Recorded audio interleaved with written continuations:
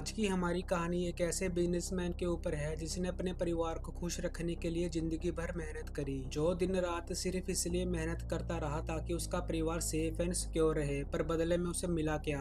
मौत। और वो भी उन्हीं लोगों से जिसके लिए वो जिंदगी भर मेहनत करता रहा। तो आज की हमारी ये कहानी है भास्कर सेठी की, जिसको उसी के घर वालों ने इतनी बेरहमी से मारा जिसे सुनकर आप लोग शॉक हो जाओगे। तो मेरा नाम है विजय, तो चलिए इस कहानी को शुरू करते हैं। भास्कर सेठी जो कि कर्नाटक के उडुपी जिले के इंद्राली एरिया में रहते थे और शहर के वेल नोन बिजनेसमैन में जाने जाते थे। उनका बिजनेस सिर्फ इंडिया तक सीमित नहीं था बल्कि सऊदी अरेबिया तक फैला हुआ था। उडुपी में भी इनका अपना एक होटल था, जिस वजह से लोकल लेवल पर उनकी पूरी पहचान थी। बाहरी दुनिया के लिए भास्कर की लाइफ पूरी तरह से सेटल थी, बिजनेस, फैमिली और रिस्पेक्ट। लेकिन घर के अंदर सब कुछ उतना अच्छा नहीं था जितना दिखाई देता था। और इसी घर के अंदर 28 जुलाई 2016 को एक ऐसी घटना हुई जिसने पूरी कहानी को हमेशा के लिए बदल दिया। 28 जुलाई के दिन भास्कर सेठी दोपहर के लगभग 3 बजे अपने दुर्गा होटल से घर जल्दी लौटते हैं। घर पहुंचने के बाद वो नहाने के लिए बाथरूम में जाते हैं। उस समय घर पर उनकी वाइफ राजेश्वरी,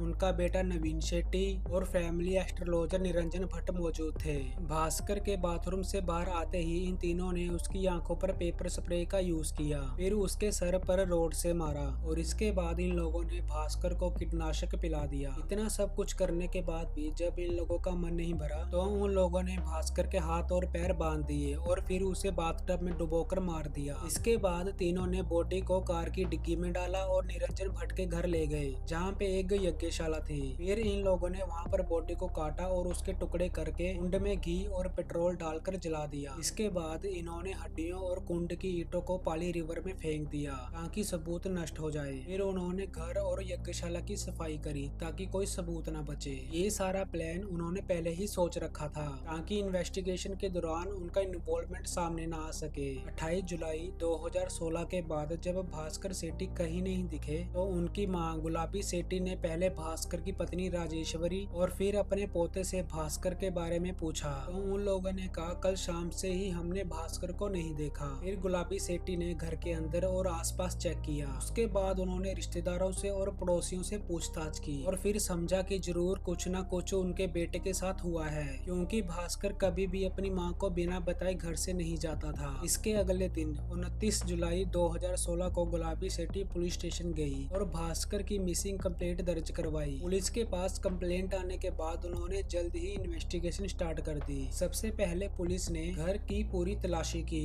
और सामान का फोरेंसिक जांच करवाया गया और कार की डिग्गी को अच्छे तरीके से चेक किया गया। इसके बाद पुलिस ने लोगों से पूछताछ की, पड़ोसियों और रिश्तेदारों से पूछा कि कहीं उन्होंने भास्कर को कहीं जाते हुए तो नहीं देखा, पर सब लोगों ने मना कर दिया कि उन्होंने भास्कर को कल से कहीं नहीं देखा। फिर फोरेंसिक टीम की मदद से आगे की जांच में पाया गया कि किचन और बाथरूम के एरिया में पेपर स्प्रे का यूज किया गया था और वो भी बहुत ज्यादा मात्रा में। बस इसी से पुलिस को कंफर्म हो गया था कि हो ना हो कुछ तो इस घर में जरूर हुआ है। और ऊपर से भास्कर की पत्नी और बेटे का बिहेवियर भी पुलिस को बहुत अजीब लग रहा था। जब पुलिस ने इन दोनों को इन्वेस्टिगेट किया तो इनके जवाब में भी बहुत अंतर आ रहा था और सुनने में ऐसा लग रहा था जैसे ये दोनों कोई कहानी बना रहे हैं। ये सब चीजें पुलिस के लिए स्ट्रॉन्ग इंडिकेशन बन रही थी कि ये केस सिर्फ मिसिंग पर्सन का नहीं है बल्कि प्लान मर्डर का हो सकता है। फिर जब पुलिस ने इन दोनों से सख्ती से पूछताछ की तो इन्होंने सब कुछ सच बता दिया कि कैसे और क्यों इन लोगों ने भास्कर की हत्या की। ये सारा सच सुनने के बाद गुलाबी सेठी के पैरों तले जमीन खिसक गई। राजेश्वरी ने पुलिस को बताया कि उसने और उसके बेटे नवनीत शेट्टी, निरंजन भट्ट और उसके पिता श्रीनिवास भट्ट और ड्राइवर राघवेंद्र, इन सब ने मिलकर भास्कर को मारकर उसकी प्रॉपर्टी को लूटने का प्लान बनाया था। और फिर राजेश्वरी और उसके बेटे ने पुलिस को बताया कि उन्होंने भास्कर की हड्डियों को पाली नदी में फेंका है। इन सब को अरेस्ट करने के बाद पुलिस ने सबसे पहले फोरेंसिक जांच शुरू की।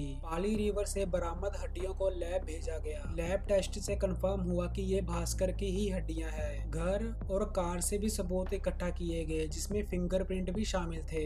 इन सभी सबूतों के आधार पर पुलिस ने टोटल 5 आरोपियों के खिलाफ चार्जशीट दाखिल की। राजेश्वरी शेट्टी, नवनीत शेट्टी, निरंजन भट्ट, श्रीनिवास भट्ट और राघवेंद्र, 3 मेन आरोपी। राजेश्वरी, नवनीत और निरंजन तीनों को जुडिशियल कोर्ट में भेजा गया। बाकी 2 श्रीनिवास और राघवेंद्र के खिलाफ non bailable removal warrant issue हुआ। इन्वेस्टिगेशन के दौरान निरंजन भट्ट ने पुलिस कस्टडी में सुसाइड करने की कोशिश की, लेकिन हॉस्पिटल में ट्रीटमेंट मिलने के बाद वो बच गया। 8 जून 2021 को उडुपी डिस्ट्रिक्ट और सेशन कोर्ट ने राजेश्वरी शेट्टी, नवनीत शेट्टी, निरंजन भट्ट को गिल्टी पाया और तीनों को उम्र कैद की सजा सुनाई गई। इस केस में ऐसा भी कहा गया था कि राजेश्वरी का निरंजन के साथ अफेयर था, जिसके चलते इन दोनों ने भास्कर की प्रॉपर्टी हड़पने का और फिर उसको मारने का प्लान बनाया और फिर इन लोगों ने नवनीत को भी अपने साथ शामिल कर लिया। तो ऐसी और वीडियो देखने के लिए हमारे चैनल को सब्सक्राइब करें। तो मिलते हैं आपको नेक्स्ट वीडियो में।